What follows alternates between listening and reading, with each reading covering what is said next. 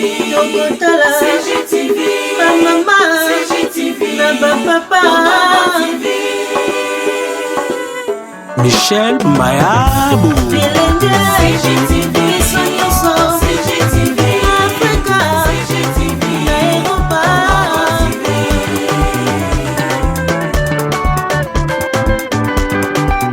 Ba émission ya kitoko culturel, politique, religieuse. CGTV, Tokotala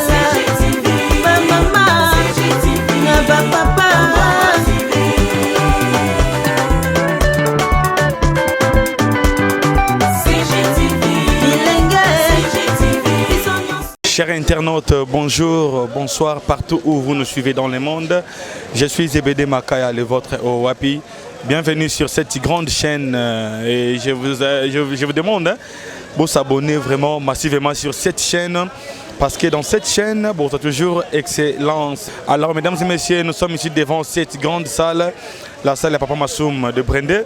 C'est pour la dernière réunion, c'est qu'il y a pour l'outil, évolution Makambogo Tambola, tu es Batorosola, et le artiste comédien, ça évolue comment?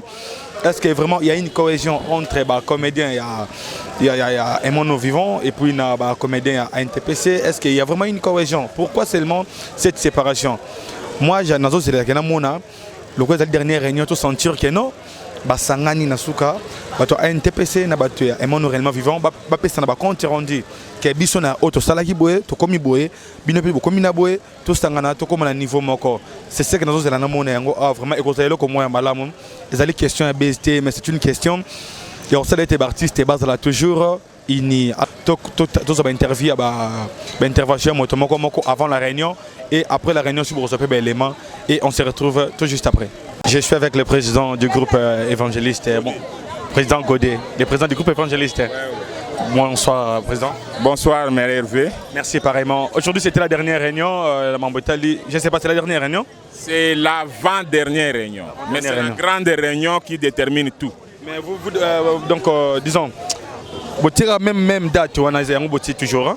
Oui, date est déjà connue, quelles que soient les réunions que ça après. Date est Moko le 11, c'est samedi déjà, corps réseau Bima. Et puis tous les langues à Vélodrome et pas autre disponibilité pour tous les langues. Donc ils assurent là il n'y aura plus de changements. Comme vous maintenez la même date, président, il y a différentes associations où ils allaient à comédiens, entre autres, et mon réellement vivant, NTPC et tant d'autres. Moi je pensais que les lieux à la prise de contact avec sur tout ce qui ça n'a pas compte rendu. Une seule organisation, je ne sais pas. Non, c'est ça, ça sera comme ça. Les lieux qui jouent chaque association en interne et arranger Makambunango et Sangisambongo Nango et ça l'organisation ici là. Mais avant le jour J, cordon à chaque association Kutana pour que ça la toilettage et puis va mettre ma camion au clair. Nous aurons une seule organisation pour que Pouloulou Akundama bien. Mais la réception peut-être après Matanga, on a une cuisine interne à chaque association. Mais Bakukutana, vous allez apaiser, vous allez informer, vous allez avoir une image, je pense que c'est est-ce qu'il y a toujours des difficultés à niveau finance? Bon, il faut qu'on se le dise. Hein? Oui, oui, que Kokunda Moutou actuellement à Kinshasa, ils ont une mince affaire. Donc nous avons d'énormes difficultés. Alors, Tomeki Kopé Sanano Biso Moko, parce qu'avant de soutenir yo, moi na mboka yo moko banana ko laxanini ozanango. Il y a un moment de cotisation et ça l'a mis spontanément, to quelque chose, mais éco quitté. Nous demandons à nos partenaires, bah sunga kabiso, boto tambola kana bango, ceux qui ba yoki lola kana biso ba ya ko aider biso, likamba matanga za kamba mutu moko te. Vraiment, nous sommes là, nous attendons vos coups de fil, tous de la boya. Beaucoup d'anabiso, beaucoup de participation à bien. Merci président Godet. Merci vraiment. Bonjour Tifoxy. Oui, bonjour. Meilleurs vœux. Hein? Bon, meilleurs vœux. Hein? Même si tu as choqué ma casse dans les Sangwaliwa, alors les deux alliés jouent à Souka et Réunion et ça se passe comment? Bon, oui, merci. Bon, ils ont vraiment joué à Soukate. Parce que la veille, on peut toujours organiser une réunion. Tu vois, quand il s'agit d'une organisation, Bolingaka, ils allaient très bien. Il faut tout le temps beaucoup de talaka. Donc c'est un peu ça. Ils jouent à Soukate. C'est beaucoup de réunion, mais c'est un peu spécial parce que ils ont la semaine où ils matin et Kobima. Donc c'est un des programmes parce que après réunion, dernière réunion Awa, moi, le comité restreint, tout ça qui réunion spéciale dimanche, la famille a une déconnexion pour Loulou. Côté à papa, il y a côté à maman. Et tout ça, il faut arrêter moi programme Moroboy. Selon la réunion, on s'est dit que matin et bima, et bien le 11 samedi, pour enterrer dimanche. Vous voyez, donc il faut arrêter bongo. Donc jusque là c'est ça. Mais aujourd'hui, moi ce que ça, le rôle assemblée générale, bactère nyonso, ce que tout ça va en restitution, il y a réunion de toute la famille de Onaso Pouloulou. Nous sommes où à niveau organisation? Parce que l'organisation c'est l'argent. Hein? Ouais. L'argent. Nous sommes lancés un défi qu'artiste quoi contribuer autant ou plus. Pour ça quand même un montant boyé pour permettre de condamner dignement. Donc il y a certains acteurs qui vont contribuer, il y a une contribution tout mettre ensemble parce que l'union fait la force. Une petite question. Aimons-nous réellement vivre en bas qu'on s'organiser? Après, vous allez s'organiser. Et à la fin de toutes vos réunions, bino pe bo sangana sika moko po sangisa ba idée surtout ndeng bo sali bilan ezala ndenge moko tout ça. Moi j'aime pas beaucoup glisser na ba non eza polémique na sens nini. Je sais. Ouais. Même dans la société, même dans l'entreprise, il y a plusieurs syndicats. Tu vois, la NTPC c'est l'association mère. Ça n'empêche pas de s'organiser. Non, on a observé qu'il y a un moment la vie sur Mindono. Il y a les amis de Lemba, artistes habitants Lemba. Ça il peut organiser vraiment kasi ya kitoko. Donc ça peut barrer na bango. Nyon sozali ka l'intérêt général to kunda Mindondo bien. Na bango so basangani kwa intérêt zaka moko to kunda ndeko na biso sinon Trump na ye. Donc c'est ça l'objectif. Ministère culture et art était pierrement importante na kata babsego. Jusque là, on a parce que tout ça sera dévoilé. Ceux qui battent qui sont là, lobby on m'a bien aligné. Boyo quand on a mon président. Donc moi, ni nous allons à la éponailler. Si on a anticiper ma loba ou na on a réponse au PC on a télé. Tout quand on a réunion, Togoyo Kalini. D'ailleurs, est-ce que bah journaliste en ligne peut battre Pierre Nabango? Biso Pierre Nabiso yango to yango mi Pierre yango. Là c'est maintenant oh Pierre Nabiso c'est toujours ça. Petite question président, pourquoi pas l'association Nyon Sokara Bosangana qui pour la réunion au Yasuka la réunion Soukate. La réunion passée on m'a dit na bandeko mususu association bayaki. Autour une question oté. Donc c'est pas ils seront là. Et LTPC c'est l'association mère. Et puis il y a des associations, il y a un groupe chrétien. Il y a association, il y a plusieurs associations. Bon mais Marabiso bani noate. On était dans activité moi jouer en Afrique. Et puis ngamené ni bopesa un programme tenenga na ya. Donc c'est comme ça, tous en ababilo qu'on a été. L'essentiel, tout côté, tout sur l'ensemble. Bino pe bota makanisi, bo pesi, médias en ligne. Malgré nabanga bino kane bo comment indi ya na pingi ngandi. Na interview bo komanini. Nazara vraiment na kokangote. Boyo comment indi oxygène a pandi batwa. Il y a ceux qui association X. Oxygène a pas dit non, j'aime pas. Donc il y a que c'est pour ça professionnel. Titre la bino ko concordé makambo na lobby en tout cas. Je vous remercie aussi na bino pour mes informations moulai. Malgré bochu barabiso batonga, à un moment donné vous ça fait musala vraiment en tout cas, nous avons une forte considération na bino vraiment. Merci. Merci bonjour Baresi. Ouais, bonjour ZBD Nabisto. De l'autre côté, ils allaient dernière réunion à NTPC. Pour notre corps Kobima Nengenini, Maramotambola Nengenini. Alors, il y a tant qu'il y a mon presse, vous allez guider des biens organisation Makamboyo. Vous avez une évolution qui est Nengenini. Évolution déjà en gros, tout le monde a déjà, les artistes ont déjà basé en solidaire. Et moi déjà qu'il y a évolution, ils ont gagné bien. Donc, jusque là, et là, est-ce qu'il va aller dans Martyr, est-ce qu'il va aller dans le stade Vélodrome, mais ce qui est sûr déjà, Babi est dans le stade Vélodrome et tout qu'on sort, donc voilà. Oui, Martyr, c'est pas solidaire, mais sur le terrain, tout le monde a le contraire, parce que quand on a pas dans le et comme on est habitué à artiste et comédien, Lemba, Basangana, et nous vivons, moi je pensais que dans la dernière réunion, on va sangana, pour se mettre d'accord dans l'organisation. Mais c'est que sûr, normalement, le roi a presque on sont des bazar. Non, bazar. Bon, on a vu presque. Donc cela veut dire que Ndamba Rose à la télé. L'association. Les associations honnêtes, nous vivons bon, mingi na poto. Na kin penze zara bato ba na kinawa et puis oya englobara bango nyonso ezara ANTPC est important en wana. Au moins donc so déjà bango baza déjà lisanga a ba liboke, cela ne prouve pas que ce qui peut l'essentiel toyeba date calée na jour au corps robima pour que bato batara biso bazala informé. Une petite question, c'est une interview, c'est pas une émission. Ouais. Vous avez Kingakati. ZBD. Vous bangani. Vous bangani. On a des abonnés. Non, on s'est désabonné. Kingakati, beaucoup de respect. Bonjour Zizou. Donc Kingakati, vous avez maman Olive Lembe Kabila, beaucoup de respect naïe. Donc et là qui tout ça émission, ils interviewent ça. Non, bah c'est ça la soukati. Quand vous allez dans maman Bengse Bisso, la presse, na comédien, tu partages avec moi par rapport il y a occasion, il y a la nouvelle année et puis na Noël.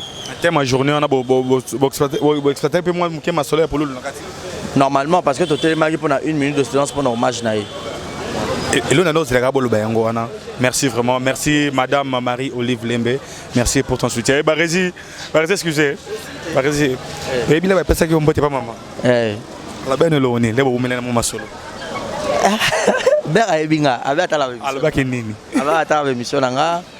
C'est toi qui me critiques beaucoup de fois et tout. Qu'est-ce qu'on dit? Et ça l'air bien. Et ça l'air bien. Qu'est-ce qu'on a fait? Quand la roi, maman, présidente honoraire, m'a ébu comme on a imagine. Allez, félicitations. Merci. Allez, on continue. Merci. Et puis d'abord, si tu as un on a PDG d'Yeka. Après ça, $100 pour la contribution pour nous. Et puis le même jour, il y a une nouvelle wana. So il y a $100. Il y a un monde qui a besoin d'aider bisoter. Il y a un monde à la place sur bazo kanga caméra. Après tout ça dit interview na souka. Voilà. Netiko. Bah personne qui n'a ordre. Besoin introduction. Mais on ne sait quel besoin biso na souka net boye souko ko biso. Est-ce que votre problème est allé après? Tu peux bazo mitou la bazo mitou qui ça vraiment babi que le lot au moni ba association comme belé mais absence peut abattre belé à théâtre au moni a remarquable ni ne sali vraiment absence on a ka baranki na ngozo continuer quand ndenge bozo kunda la bino ou bien qu'est-ce qui se passe par exemple l'association NTPC ils en a ranking na ba corporation nini ils en a ranking na ba association nini na éviter parce que association zaka moko les to bané ba réunion na sika biso do sala réunion association awa na kitambo c'est comme ça bana kitambo net peto kundaka mindondo bana lemba bazo sa ba réunion na bango eza permis bana kitambo bazo sa ba réunion na bango eza permis pour organisation na bango mais bango wana nyonso to baki na kata NTPC ozo comprendre ngo sikoyo tango bango basali sali ba réunion na bango bango basali ba calcul na bango kuna ba yena makambo na bango nyonso et pas na association na biso po ba yebisa soki voilà biso to sala bo meyo papa na biso. Les associations NTPC Masumu de Brende, si vous avez une famille, si vous avez une famille, pour la Koufaki, tout le monde association Mokote, vous avez une famille. Donc, Bissonde, association NTPC, tu as 3 réunions de la famille. Donc, c'est que Bissonde, tu as un monopole. C'est ça le problème. Tu as un conflit dans la batute. Président Johnny, nous avons éclairci le Mogo. Peut-être que les pensent qu'il y a presse en ligne, des alliés, un problème des ordres sur tout. Mais binomo, vous-même les artistes et comédiens, chaque fois. Ok, je retire. Mais non, tant que vous êtes un artiste et comédien, beaucoup de filles ont émission YouTube, la période de matin pour l'eau. Vous avez un problème maintenant? Ah, mais oui. Ah, mais oui, tu es informé. Ngai, au retour de la bateau, sur une interview, même na poto. Bah, vous savez que papa n'a pas cotation, il y a bien. Au retour de la bateau, vous savez que ça y est, nous avons lobé la peau, même bateau, poto, à ta finga, nous avons répliqué pour la bango. Au moment où pas na cotation ça bien na cause la langage ma bête en faire bango non et puis à langage ma bête en faire bino na ngana osenga na bino ndebo yedaka biso lem suma likambo ezali bo ça la désinformation te bo informer public na ndenga propre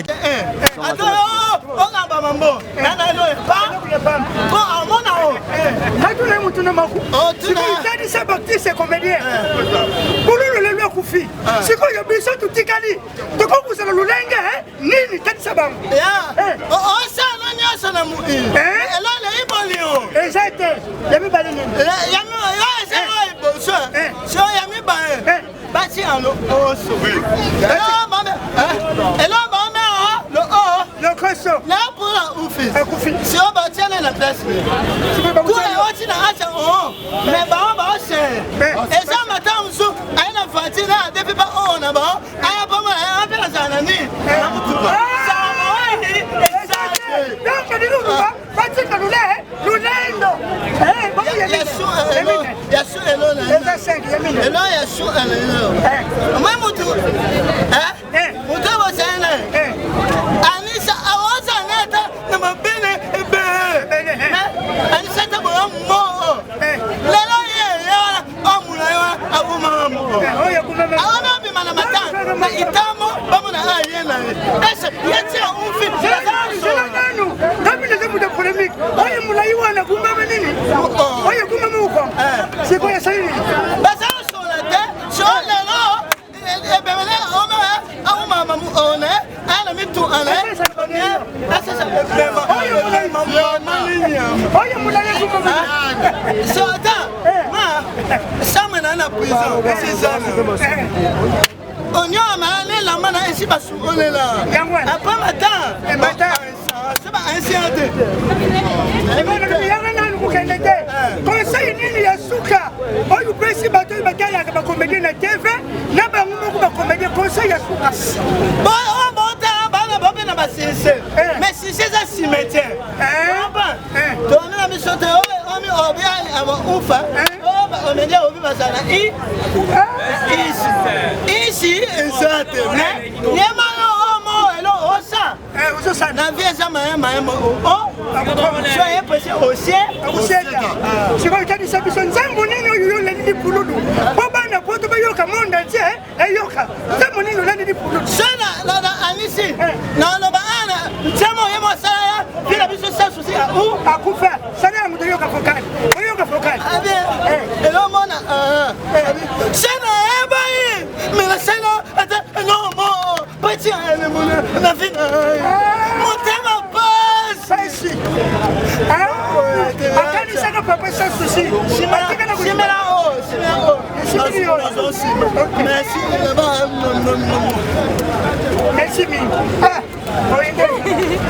Nous sommes arrivés à la fin, c'était non comète. Vous avez compris comment ça s'est passé.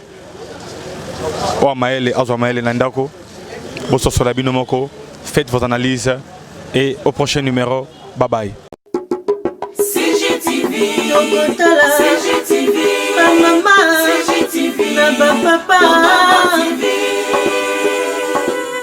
Michel Mayabou.